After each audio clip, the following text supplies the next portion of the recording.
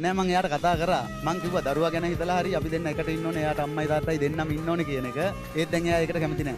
වැඩ කරන තැන ගෑනු ළමයෙක් එක්ක මැසේජ් කරන්න ගන්නවා ඉස්සෙල්ලාම. මාසයක් විතර ඔහොම මැසේජ් කර කර ඉඳියයි අපි දෙන්න අතර සම්බන්ධයක් ඇති වෙනවා. මාස 8ක් විතර මං ඒ සම්බන්ධය ගෙනියනවා. වයිෆ් දන්නේ නෑ. වයිෆ්ට ආරංචි වෙන්නේ නෑ. වයිෆ් මං ගැන හොයලා බලන්නෙත් නෑ. හොයලා බැලුවා නම් එයාට අහු වෙනවා. ඊට පස්සේ ඇයි මම වයිෆ්ට කියනවා. මෙහෙම සම්බන්ධයක් මගේ තියෙනවා. මට ඔයාගෙන් මේ අඩුපාඩු ටික තියෙන්නේ. මට ඕනේ මාත් එක්ක ඉන්න. මම දැන් ඔයාලා ගෙදර ඉන්නේ. මට කවුරුවත් ඔයාලා ගෙදර නෑ. ඔයා විතරයි ඉන්නේ. අසනීපයක් වුණත් කියන්න ඉන්නේ ඔයා විතරයි. හැම දෙයක්ම මම තේරුම් කරනවා. මං කියනවා මට මේ සම්බන්ධය නවත්තන්න පුළුවන්. ඔයා හරියට මාත් එක්ක ඉන්නවා.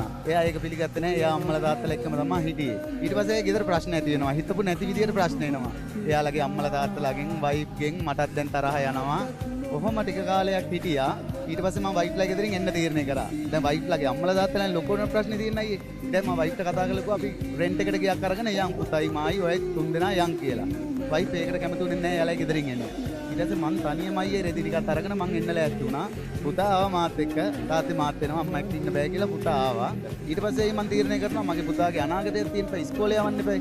මට දැන් ගෙදර ඉඳගෙන හැමදාම මේ දේ කරගෙන පුතාව ඉස්කෝලේ යවන්න බෑ. ඊට පස්සේ මං ආපහු වයිෆ්ට කතා කරලා මං තීරණය කරනවා පුතාව වයිෆ්ට දෙන්න. ආදරේ නැතිකමට නෙමෙයි. පුතාගේ අනාගතය ගැන හිතලා. දැන් අවුරුද්දක් අයියේ පුතා ඉන්නේ වයිෆ් ගාව. මම තනියම අයියේ දැන් මෙහි බෝඩ් වෙලා වැඩ කරනවා. එයාත් මාව අතෑරියට පස්සේ මට කවුරුවත් නැහැ. මට ඕනේ මගේ දේවල් බෙදා ගන්න, මගේ දේවල් කියන්න පුළුවන් කෙනෙක්. එහෙම ඉඳි තමයි මට අර ෆැක්ටරි අර ගෑන් ළමයාව හම්බෙන්නේ. ගෝයා එයාත් දැන් නැහැ. ඒ මොකද වයිෆ් එයාට කතා කරලා තිබ්බ නම්බරේ අරන්. ඒ දෙන්න කතා කරා ඊට පස්සේ මං එක්ක කතා කරනවට වඩා එයා වයිෆ් එක්ක කතා කරා. දැන් වයිෆුත් නැහැ එයාත් නැහැ. වයිෆ්ට ආදරේද තාමත්? ඔව් ගොඩක් ආදරේ. ආයෙත් එකතු වෙන්න ආරාධනාවක් ආවොත් එකතු වෙනවද? නෑ මං එයාට කතා කරා. මං කිව්වා දරුවා ගැන හිතලා හරි අපි දෙන්න එකට ඉන්න ඕනේ. එයාට අම්මයි තාත්තයි දෙන්නම ඉන්න ඕනේ කියන එක. ඒත් දැන් එයා ඒකට කැමති නෑ. මොකද නෑ ඒකට හේතුව එයාගේ අම්මයි තාත්තයිද නැත්නම් ඔයාගේ අනිත් සම්බන්ධකම්ද? ඒ හැමදේම වෙන්නේ නැති අයියෝ. හැමදේම ඔයා හිතන විදිහට වැරදි කවුද? මම වැරදි. ඒ එහෙම කියන්නේ. මට ඒ තීරණය නොගෙන ඉන්න තිබ්බා.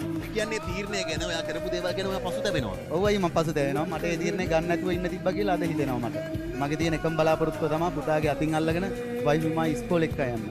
මිනිස්සු අතින් වැරදි වෙනවා. වැරදි පිළිගන්න මිනිස්සු, වැරදි පිළිඅරන් ජීවිතේ හදාගන්න මිනිස්සු හරි අඩුයි. ඒ නිසා සිලිඳු කියන්නේ හරි ආදරණීය, හරි උතුම් කොල්ලෙක් කියලා මම විශ්වාස කරනවා. මම දන්නේ එයා කියන දේ විතරයි මම දන්නේ. ඒ නිසා ඉක්මනින්ම දරුවා ගැන හිතලා ජීවිතේ ජය ගන්න ඕන නම්, දරුවාගේ ජීවිතේ ජය ගන්න ඕන නම්, දරුවාගේ ජීවිතේ සාර්ථක කරන්න ඕන නම් මම හිතනවා අම්මා තාත්තා විදිහට ඔය දෙන්න ජීවිතේ එක්හසු වෙන්න ඕනේ, එකතු වෙන්න ඕනේ. ජීවිතේ ජය ගන්න නම් මම හිතනවා දරුවට අම්මයි තාත්තයි දෙන්නම ඉන්න ඕනේ කියලා. දැන් හස්බන්ඩ් වයිෆ් කියන පදවියට වඩා මම හිතනවා අම්මා කෙනෙක් තාත්තා කෙනෙක් වුණාට පස්සේ ඒක බර වැඩි.